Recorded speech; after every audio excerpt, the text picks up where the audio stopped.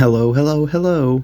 So, I'm gonna do a re-review of my Dread Samus Figma, simply because there are some points I've learned and some opinions I've formed that have changed just a little bit of her over the month I've had her so far.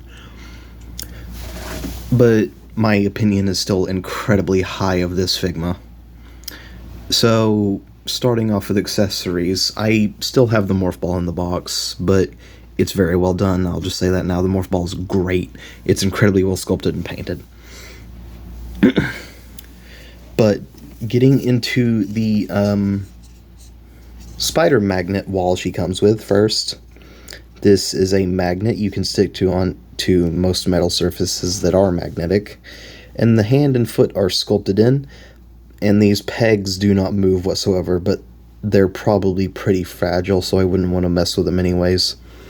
The foot and hand don't come off, but I wish the hand came off because it's very nice looking, and it would be useful to have a flat palm like that just to pose on her cannon, but it's whatever. The foot is the same as the others, but not articulated at all. It's just a simple flat blue with some silver paint on the sides, and it looks pretty good. I like it. It's very thin plastic, though. And that's the magnet on the back of it. I don't really... Wait, will it stick to the case of the game? Oh shit, it will. That's funny. That's really cool. Actually, I'm just going to leave that there for this video. But yeah, that's magnetic, and it works pretty well. And yeah, this is the Steelbook copy of Dread. Just leave that there. Now getting into the other accessories, there's the Emmy and Dread Samus amiibo. So she has a splayed hand on right now, which is gonna show that there. Splayed hand. But she also has a relaxed hand, which looks pretty good. There's a lot of options to pose with just this hand, I think. But the wrist peg, or the hole for the wrist peg, is at an angle, and in the bottom of the wrist, really. These are all sculpted and painted, really. I think the only paint on them is the blue, black, and green, but otherwise it's just completely unpainted. I think the in-game model has the knuckle joints and the knuckles themselves on the palm covered in a black part of her suit, but I could be wrong about that. But the hands are very good. She also has a fist, which is the same as the other hands, really. But, you know, it's a fist. I have it on the extra included wrist peg, which these wrist pegs come out separately. They aren't attached to the hands. Of course, she only has two. But if you want her hand to rock up and down, you can simply... Oh shit, this is rough. You can just bend the peg up and down, or you can twist it and have that joint go towards the back of her hand and her palm. But sitting that down, she includes the Omega Cannon accessory as well, which is a very well done accessory in my opinion. I love it. The red is great, the blue is beautiful. The silver part of the barrel is fantastic. The blue is super vibrant in person. Way more vibrant than it is on camera, I can promise you that.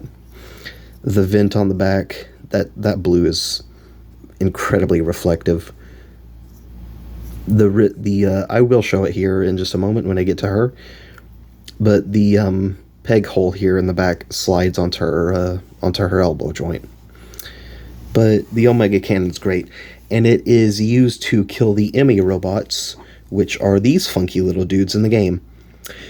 This one doesn't have its faceplate. I don't really know why Nintendo made that decision when making this figure, but the Omega Cannon is used to melt the face armor off of them so you can destroy their head by firing a big charge shot into their head to kill them and use their weapons or upgrades. But it's very well done. I like it. I wish these folded down. That would be really nice, mostly just to keep it safe and protected a bit more, but it's not a super big deal. These splayed parts don't move at all. She included this big base for her stand, and it is the standard 3-way joint stand, and it included this little extra piece to put on the end just for some extra oomph, which these pieces specifically allow for a lot more options with posing, in my opinion. I'm very happy that Figma does these, and they're an optional attachment. Now, getting to Samus herself. The paint, the sculpt, the work is crazy. It's very good. It's crazy good. I'm still obsessed with her. So, starting at the head, she can look up that far, down that far. The head can rock to and fro, and it can go pretty far to the side. Since I got her, her joints have loosened a little bit, and now she can look straight to the side instead of just being angled like that. It's very good. The pauldrons have a tiny little joint there in the back with a ball joint attached to the pauldron itself with a keyed socket in the shoulder that you can remove if you twist it in the right way, but I'm not going to do that here.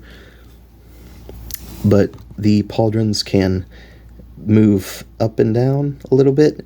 They can twist back and forth a little, and they can go completely out of the way. And they allow for a ton of movement. So you can get her arms straight out with no real problems. It's a little loose right now, but I don't know why. But you can get the arms straight out. You can aim it forward and do a full 360. And it has no issues doing that. The elbows, the arm cannon can bend pretty far. And the arm cannon is beautifully done. I love the sculpt and the paintwork on it. The bottom is very smooth and nice, and I like the elbow pad with these two slightly bronzish, goldish lines along the sides of it.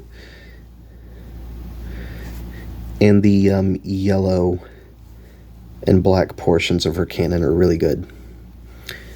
And I only recently noticed this, but the screen on top of her cannon has like this bronzish gold edge to it, further from the screen and on the screen itself. So her arms can bend very far. They have a bicep swivel. And her other arm is the same, except it doesn't have a gun on it. The wrist can bend up and down, and the hand swivels pretty freely. So you can get a lot of poses out of her arms, way more than the Prime 3 Samus. But the Prime 3 Samus is still really good. The left arm bends much further than the other arm cannon arm. And it's very good. And I'm going to say it again, these greens and blues and reds are much brighter in person than my shitty phone camera will allow you to see. The back is great, her jetpack looks fantastic, and I love the little 3 eyes representing a Metroid on her back. That's the peg hole. And in the last video, I'm going to keep the last video up, but in the last video I said these were doubled to make these 2 dots above her peg hole are copies of this one and this one, and I still stand by that. That's the idea that Figma had when they made it. They're just doubled to make the design more consistent when she's crunched down. So she can crunch forward pretty far and back decently far. She can rock incredibly far side to side, bend back, side to side twist, and again a rock.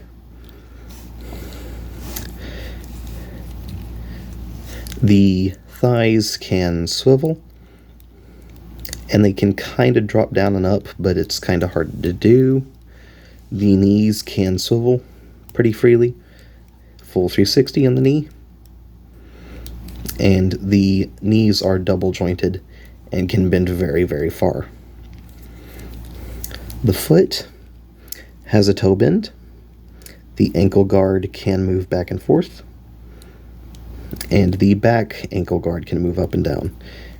The foot can kick that far back and that far forward. So you can mix and match her movement quite well. You can even get her into the Samus Returns pose where she's crouched with her cannon up and her hand resting on it. Now, to show you how the Omega Cannon works, the instructions she comes with suggest you bend her arm up like this, and then you pull and slowly twist her cannon off. There you go. The peg hole is in there. And the Omega Cannon simply slides on through that peg. There you go. And now let's pose her up a little bit.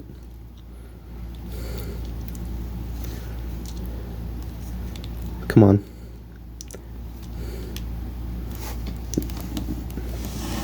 There you go. She looks really cool.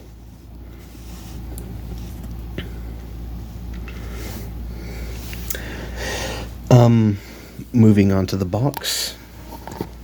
It is this is a slip cover for the actual package, and it's very beautifully done. These both have the same pictures on the back of them, just in different positions, but the box is very big with a nice, beautiful, spacey red pattern with some good artwork of her and poses and pictures. And flipping the box around, you can see these gorgeous action shots of her on the back. These same pictures are also on the slipcover, they're just in different positions.